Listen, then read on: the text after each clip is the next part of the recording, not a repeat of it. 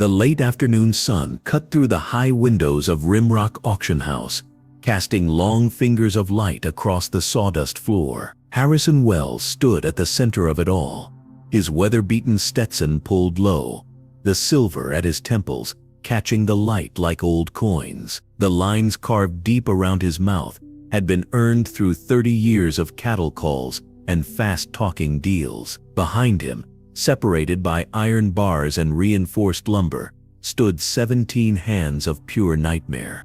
Thunder. The stallion's midnight coat gleamed like wet oil even in the dim light, muscles rippling beneath his skin with each agitated shift of weight. His eyes, wild and distrustful, reflected nothing but contempt for every human who dared approach. The beast's reputation had spread across 3 counties like wildfire after drought. 8 riders hospitalized, 3 trainers who'd sworn off horses altogether, 1 man who still walked with a permanent limp, whispering Thunder's name like a curse. Harrison clasped his hands behind his back, surveying the crowd that had gathered. Some were serious bidders with calloused hands and calculating eyes. Most were just spectators, drawn by whispers of the untamable stallion, the final challenge of Harrison Wells' storied career. The auction house hummed with anticipation, with fear, with morbid curiosity. Thunder slammed his hoof against the reinforced stall, splintering wood that had been replaced 3 times since morning. The crowd flinched as one body. Harrison didn't so much as blink. He'd staked his reputation on breaking the unbreakable, on selling the unsellable. Pride came before sense sometimes, especially for a man who'd never admitted defeat. Old Jim Cavanaugh leaned against the far wall, arms crossed tight over his chest. He'd been there when they'd brought Thunder in at dawn, nostrils flared and eyes rolling white with rage. Took 4 men and a tranquilizer to get him into the holding pen. Jim had seen mean horses before, had gentled his share of wild mustangs, but there was something different about this one, something broken beyond repair. The murmurs grew louder as auction time approached. Harrison checked his pocket watch, the one his father had given him when the Wells name first appeared on the auction house sign. The gold case was worn smooth from decades of nervous habit. He snapped it closed with finality. Across the room, Frank Delaney, the county's most respected horse trainer, studied Thunder with narrowed eyes. He shook his head almost imperceptibly. Bad business bringing a horse like that to auction. A beast that dangerous belonged 6 feet under, not on the auction block. But Harrison Wells had always been more showman than horseman. Thunder reared suddenly, powerful front legs striking the air, his scream of defiance echoing through the cavernous space. The crowd collectively held its breath. The legend was real, and in 20 minutes, Harrison would open the bidding on a horse that nobody in their right mind would want to own. Thunder had a history written in blood and broken bones. 3 years back, he'd crushed Joel Maddox's chest against a stable wall, leaving the man breathing through tubes for a month. The winter before that, he'd thrown Sam Wicker clear over a fence post, splintering the man's spine like dry kindling. Thunder didn't just resist being broken, he broke the breakers. His eyes held the kind of fury that made seasoned horsemen look away first, something wild and ancient that civilization had failed to touch. Harrison knew the stories. Hell, he'd watched Thunder drag Eli Peterson across the training pen last spring, the rope cutting deep into Eli's palms before he'd finally let go. The stallion had reared up then, hooves slashing the air where Eli's head had been seconds before. But Harrison Wells hadn't built an empire by backing down from challenges. Thunder was his Everest, his final testament to a lifetime of taming what others couldn't. The crowd in the auction house swelled as afternoon faded toward evening. The regulars pressed against the back wall, cattle ranchers and horse traders who'd known Harrison for decades. They exchanged glances heavy with doubt, with judgment. Lucas Barnes, who'd bought 15 horses from Harrison over the years, wouldn't meet his eyes now. The whispers followed Harrison as he checked the reinforced stall, where Thunder paced like a caged storm. That stallion's gonna be the death of someone, and Wells knows it. Pure madness, bringing a devil horse like that to auction. Pride's finally cracked the old man's good sense. Thunder's massive head swung toward the murmuring crowd, nostrils flaring wide, catching their scent, their fear. He slammed his shoulder against the stall door with calculated violence. Wood groaned, metal bent. The entire structure shifted an inch. The nearest onlookers scrambled backward, colliding with others behind them. Thunder struck again, harder this time, his powerful body becoming a battering ram of muscle and bone. The crack of splintering wood echoed through the auction house like a gunshot. Harrison snapped his fingers at the stable hands who rushed forward with chains and reinforcements. His face remained impassive, carved from stone, but a thin sheen of sweat now glistened on his forehead. Everything he'd built over 40 years, the respect, the Wells name, the legacy, all of it balanced on the edge of disaster. If he couldn't control Thunder, couldn't find a buyer for what many called a lost cause, the whispers would grow louder. The legend of Harrison Wells, Horse Whisperer, would end not with reverence, but with ridicule. The auction clerk approached cautiously, clipboard clutched against his chest like armor. No advance bids had come in. Not a single one. Thunder screamed, the sound piercing the dusty air, primal and full of hatred. The stall shuddered under another assault. Another crack appeared in the reinforced lumber. Harrison's jaw tightened as he surveyed the crowd one more time. Fear had replaced curiosity in their eyes. The clock on the wall ticked closer to auction time, each second bringing Harrison closer to a public failure unlike any he'd faced before. The auction barn swelled beyond capacity. Bodies pressed against weathered rails, heat rising with anticipation. They came from 3 counties over, ranchers and horse traders alongside weekend cowboys and the merely curious. The usual Saturday chatter had fallen to whispers, every eye fixed on the empty center ring where dust motes danced in shafts of sunlight. Harrison Wells stood tall behind the auctioneer's podium, a monument of stubborn pride in his pressed shirt and polished boots. His knuckles whitened against the worn wooden edge, the only sign that anything beyond confidence lived beneath his skin. 4 men emerged from the shadowed corridor leading to the holding pens. They moved with synchronized caution, each holding a separate lead attached to a specialized restraint harness. Between them, Thunder materialized like a creature from myth, 17 hands of midnight fury. The stallion's muscles bunched and released with each calculated step, his coat catching the light in blue-black waves. The special reinforced muzzle couldn't hide the rage in his eyes, windows to something ancient and unforgiving. Thunder moved with lethal grace, power barely contained by human invention. A collective breath caught in 200 throats. Even those who'd come expecting spectacle found themselves unprepared for Thunder's commanding presence. The men guided him to center ring with white-knuckled determination, sweat glistening on their foreheads, despite the cool autumn air. Thunder's ears lay flat against his massive skull, eyes rolling to track every movement in the crowd. When the stallion pawed the ground, sawdust exploded upward, and those in the front row flinched backward. Harrison stepped forward, his voice carrying to every corner without need for amplification. His words rolled practiced and smooth across the crowd, painting Thunder not as menace but as challenge, not as danger but as opportunity. $5,000, he announced, half what such a specimen should command, a bargain for any man with skill enough to master what others could not. Thunder snorted as if understanding the presumption, muscles rippling beneath his gleaming coat. The stallion's tail slashed the air like a whip, his entire body vibrating with barely contained violence. Big Mike Thornton stepped forward first, 30 years of breaking wild mustangs, evident in his weathered face. He approached with the confidence of experience, hand extended palm down in practiced technique. Thunder went deadly still, tracking Mike's advance with predatory focus.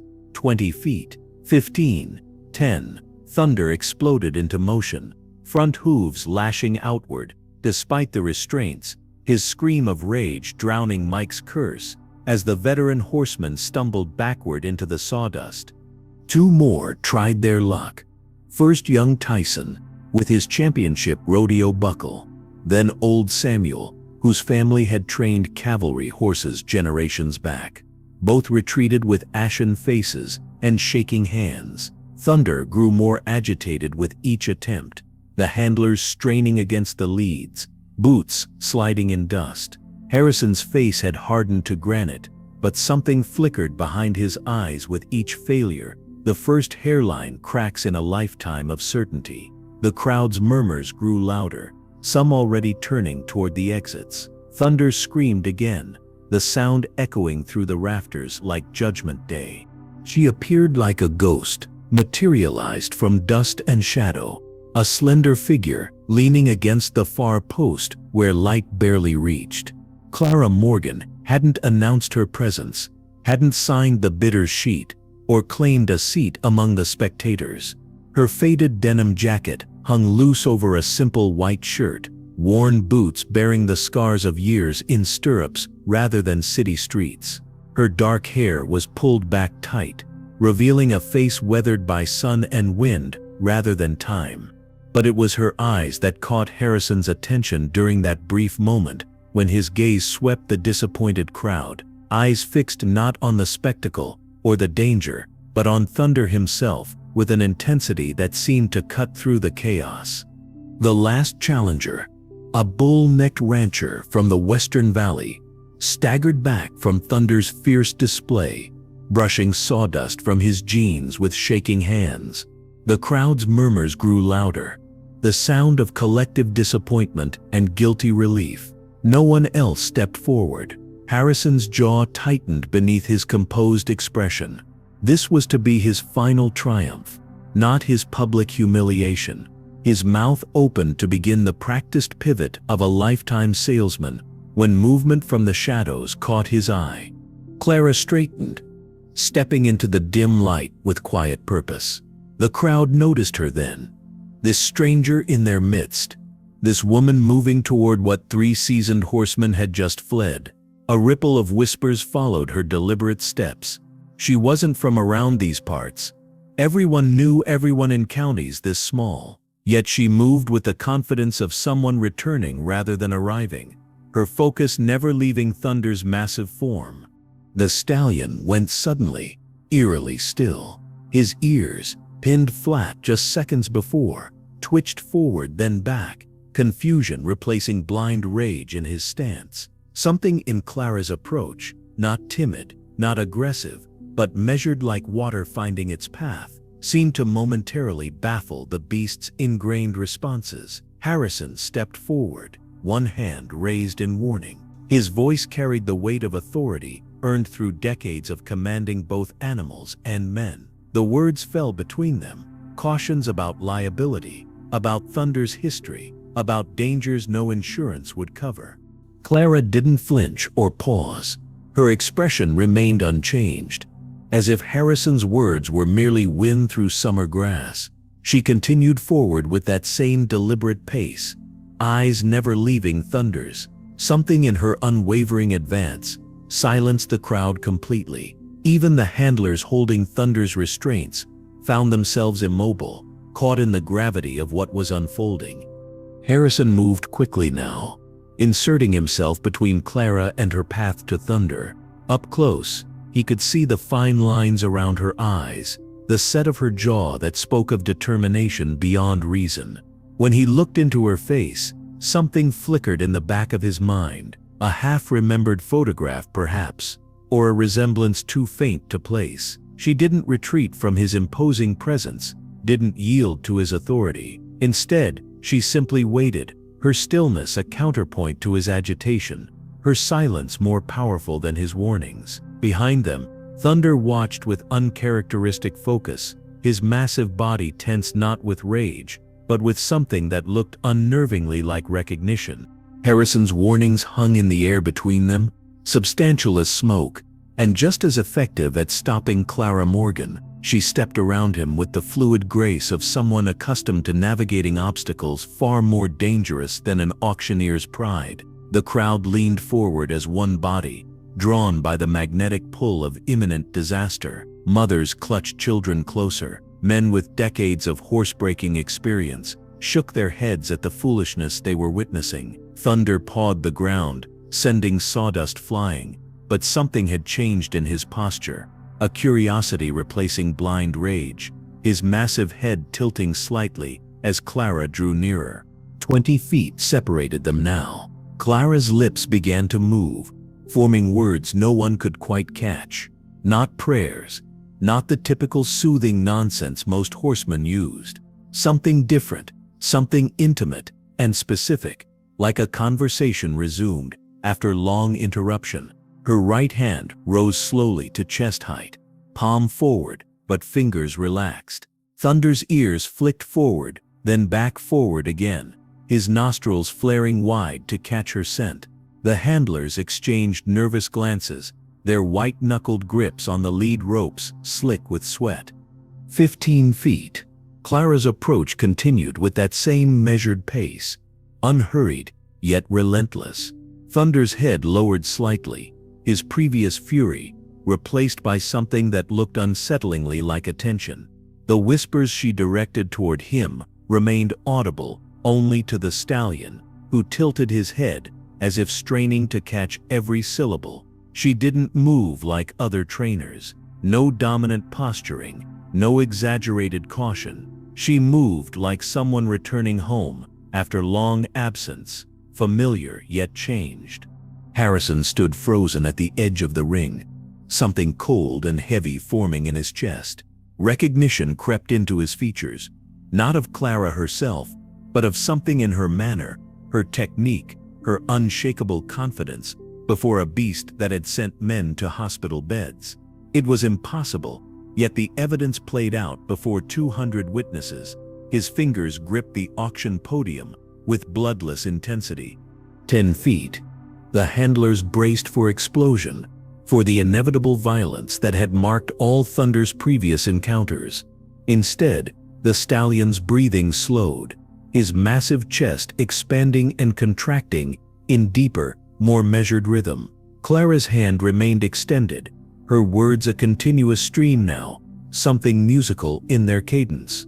The tension in the room crystallized into something beyond fear, fascination, disbelief, the collective witnessing of the impossible. 5 feet. Clara stopped, allowing Thunder to make the final choice. Her hand didn't waver. Her eyes never left his. For 30 heartbeats, no one in the auction house made a sound, no one dared move. Thunder's nostrils flared once more, drawing in her scent with deliberate care. Then he stepped forward, one conscious, measured step closing the distance between them. His muzzle, still secured in its protective gear, extended toward her outstretched hand, not to strike but to touch. The contact, when it came, sent visible shock through the handlers still gripping the lead ropes. Thunder didn't just allow Clara's touch. He leaned into it, the gesture so intimate and familiar that several onlookers glanced away, as if witnessing something not meant for public eyes. Harrison's face had drained of color entirely now. The cold weight in his chest had spread, numbing his extremities, turning his certainties to ash. It couldn't be. Yet there was no denying what stood before him. The untamable being tamed, the impossible unfolding in plain sight, and the shadow of a past he'd thought safely buried stepping into unforgiving light. Clara's fingers moved with practiced precision across Thunder's muzzle, finding pressure points that made the great beast's eyelids droop with unexpected pleasure. Her touch spoke of history, of knowledge no stranger should possess. The stallion's breathing deepened further, his massive chest expanding and contracting in rhythm with her whispered words. When her hands moved to the restraint harness, a collective gasp rippled through the crowd. No one moved to stop her. They were too transfixed by the impossibility unfolding before them. Thunder stood motionless as Clara loosened the first buckle, then the second. The protective gear that had been deemed essential just minutes before now slipped away under her confident fingers. The stallion's face emerged, proud, powerful, no longer masked by human fear. Something in that moment transported Harrison back 20 years to a small breeding farm south of the county line, to a midnight foaling he'd attended on favor to an old friend. The memory of a coal-black colt standing on wobbly legs for the first time, a white star blazing on his forehead, identical to the one now visible on Thunder's bare face. Clara's hands moved to Thunder's neck, fingers tracing the pattern of a scar hidden beneath his mane, a distinctive crescent shape from an old injury, knowledge she couldn't possibly have, unless Harrison's breath caught in his throat. The colt had been born to Morgan bloodlines, the pride of Thomas Morgan's small but respected breeding program. Thomas Morgan, who had died in that barn fire alongside his prize stallion, leaving behind a devastated wife and young daughter, a daughter who would now be about Clara's age. The stallion lowered his massive head, pressing it against Clara's chest in a gesture so gentle, so at odds with his reputation, that several onlookers wiped at sudden moisture in their eyes. She stroked his forelock with the familiarity of someone greeting a childhood friend, not taming, reuniting. The remaining handlers, sensing the shifting reality, cautiously released the lead ropes. Thunder remained still, attentive only to Clara's touch, her presence. Harrison felt the ground shift beneath him, certainties crumbling like dry clay. He had purchased Thunder 3 years ago at a state auction. The details deliberately vague, the horse's early history conveniently missing from his papers. The stallion's rage, his untamable nature, suddenly made terrible sense. Not born wild, made wild by trauma, by loss, by the same fire that had claimed Thomas Morgan and separated the horse from the family that raised him.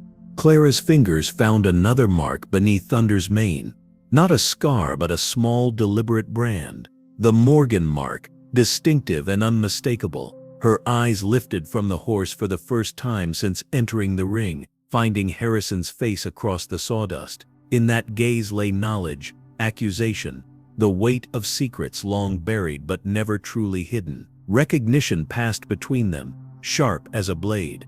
Thunder pressed closer to Clara, his entire body language transformed.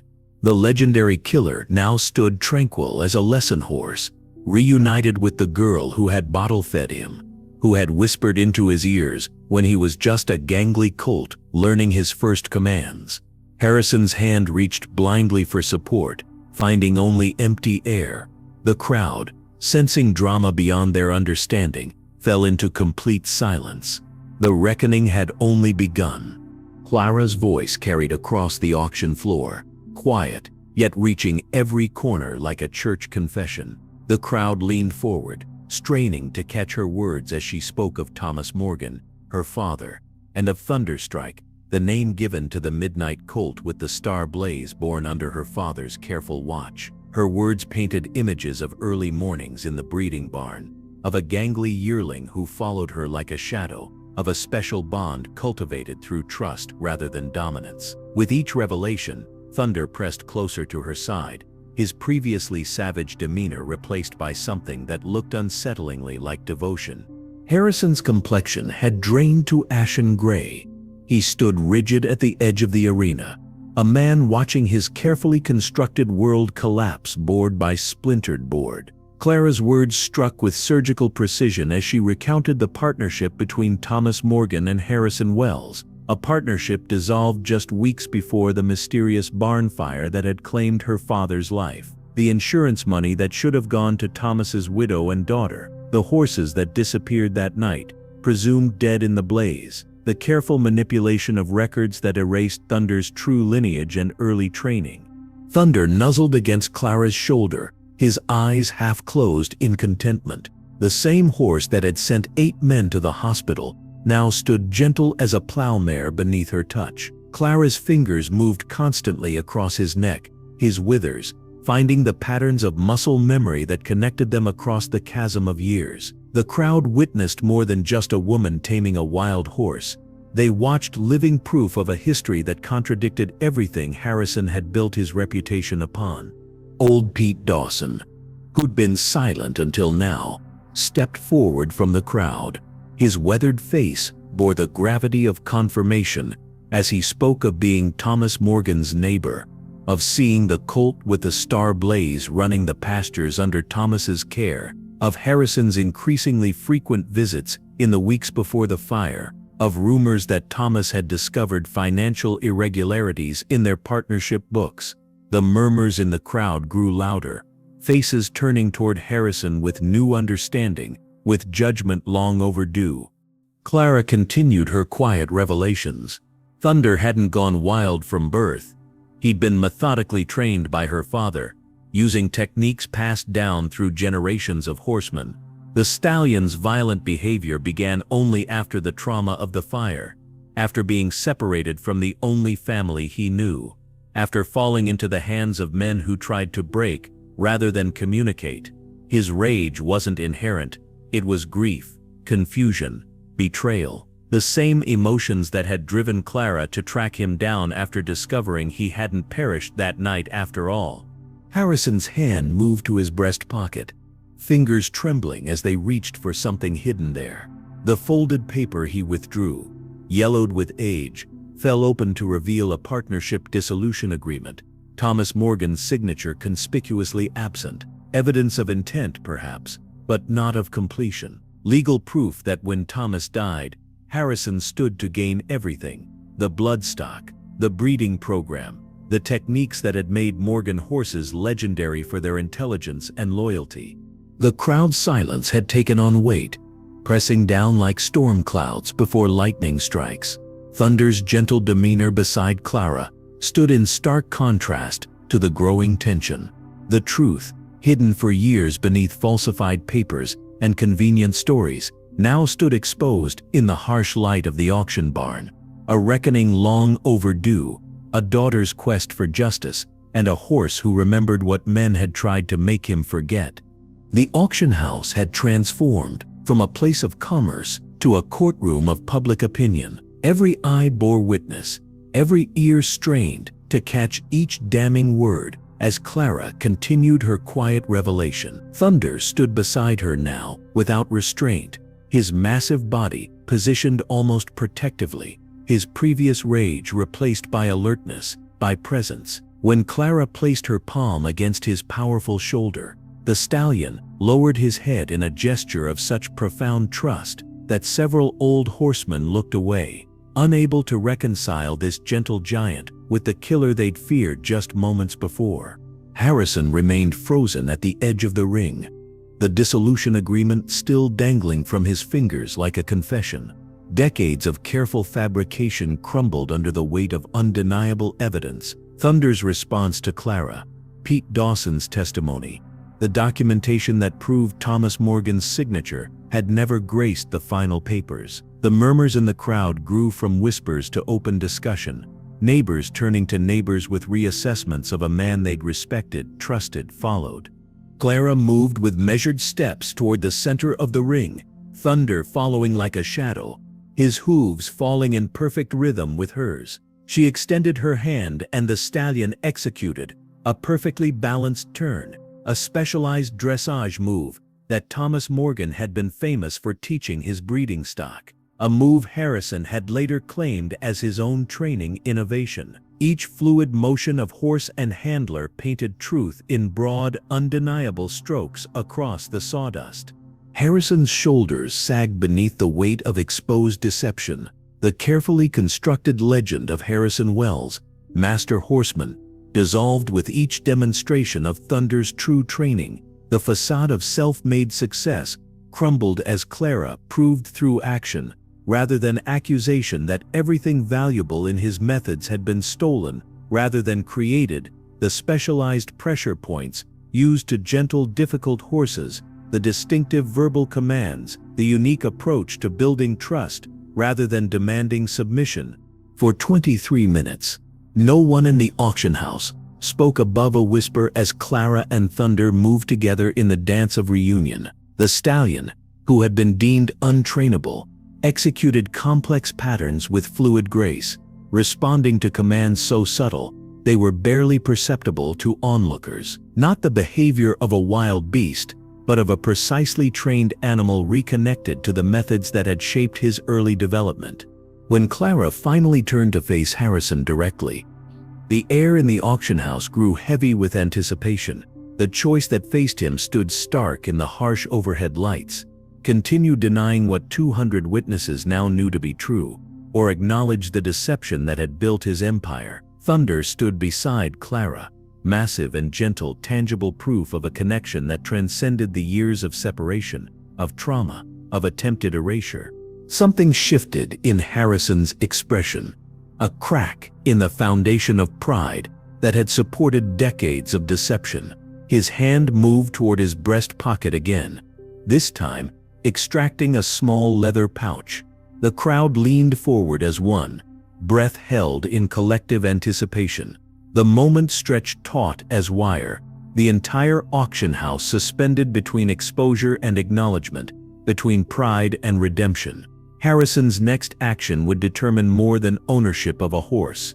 It would rewrite the story of two families bound by betrayal, by fire, by a midnight stallion who remembered what men had tried to make him forget. The leather pouch in Harrison's trembling hands spilled its contents onto his open palm, a tarnished silver pendant bearing the Morgan Breeding Program's emblem, salvaged from the ashes of that long-ago fire. Silence engulfed the auction house as Harrison stepped forward, each footfall heavy with the weight of 20 years of deception. His shoulders, once squared with pride, now curved inward like a man walking into bitter wind. The crowd parted before him, faces solemn with the gravity of witnessing a man's public unraveling. Thunder tensed as Harrison approached, old wariness flickering across his expressive eyes. Clara's hand remained steady on the stallion's neck, her touch an anchor amid turbulent memories. Harrison stopped 10 feet away, close enough for words to carry but distant enough to respect the boundaries he had violated for so long. His confession emerged slowly at first, then in a torrent: the partnership with Thomas Morgan, the disagreement over breeding techniques, the dissolution papers drafted but never signed, the fire that wasn't electrical after all, but deliberately set while Thomas checked on a pregnant mare in the back barn, the insurance money claimed through carefully falsified documents, the midnight colt with the star blaze, supposedly perished but secretly sold 3 counties over, his papers altered to hide his lineage. Thunder's ears flicked back and forth, as if the horse understood the significance of words that had shaped his existence. Clara's composure remained unbroken, though tears tracked silently down her face, not weakness but release after years of searching for answers, for justice, for the connection she'd thought forever lost. Harrison extended the pendant toward her, not as peace offering but as restoration of something wrongfully taken. When Clara accepted it, the weight of 2 decades seemed to shift in the dusty air of the auction house. Sheriff Mills stepped forward from the back of the crowd, his expression grave but compassionate. Legal consequences would follow: fraud, arson, obstruction, laid bare by Harrison's own confession. Yet something beyond justice had unfurled in that sawdust ring, acknowledgement more powerful than punishment, truth finally breathing free after years of suffocation. Harrison withdrew auction papers from his jacket, placing them in Clara's hands alongside the pendant. Not a bill of sale, but a transfer of ownership, restoring Thunder to his rightful family. His voice carried through the hushed room as he acknowledged not just Clara's claim to the stallion, but to the training techniques her father had pioneered, the legacy that should have been hers from the beginning. Thunder whickered softly, pressing his muzzle against Clara's shoulder as she accepted the documents. The gathered crowd witnessed not just the transfer of a horse, but the realignment of something fundamental: justice delivered not through courts, but through connection, through memories stronger than deception. As Clara led Thunder from the auction ring, the stallion's steps matched hers in perfect rhythm, their shadows merging on the sawdust floor. Separation ended, restoration begun. Outside, spring sunlight bathed them in gold. Clara guided Thunder toward a waiting trailer emblazoned with the restored Morgan insignia. Behind them, the auction barn stood silent, a place transformed by Truth's unexpected emergence. Thunder stepped willingly into the trailer that would carry him home, not to the empire built on deception, but to the small farm Clara had prepared, where horses were understood rather than broken. As they pulled away, the stallion's distinctive whinny carried on the wind, not a cry of rage but of recognition, of return, of remembrance, finally honored rather than erased. If this story of redemption and the unbreakable bond between Thunder and Clara touched your heart, please don't forget to like this video and subscribe to our channel for more powerful stories about both wild and domestic horses. Thank you for watching, and I'll see you in the next video.